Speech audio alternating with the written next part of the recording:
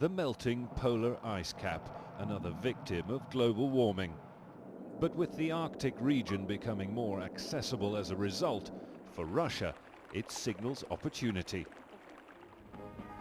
Setting off from the port of Murmansk, a Russian expedition that aims to explore new depths of the Arctic seabed and prove Russia's rights to untold deposits of minerals, oil and gas. We have to prove that it belongs to Russia, that it is the northern border of Russia's continental shelf, but we can't do it just with words. Under international law, the 5 Arctic countries each control a 200-mile economic zone extending from the edge of their continental shelves.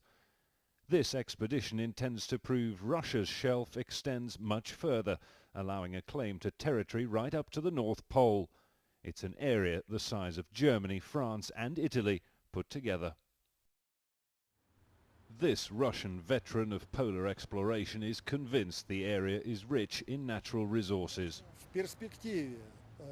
In the future, he says, without doubt there is economic benefit. Why? Because these territories are a continuation of geological zones that today are rich in natural resources, so they must be too.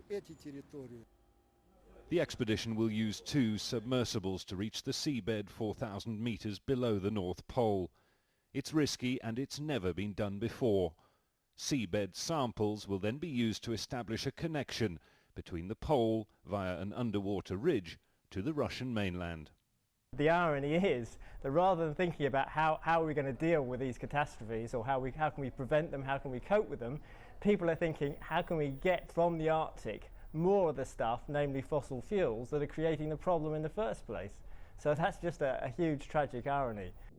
Beyond concerns about global warming, this is an ambitious and controversial mission, and Russia is not alone. Canada and Denmark also claim continental connection to the North Pole. Both are exploring ways to prove it. As more and more of the ice cap melts, the scramble for Arctic territory is hotting up. Jonah, Al Jazeera, Moscow.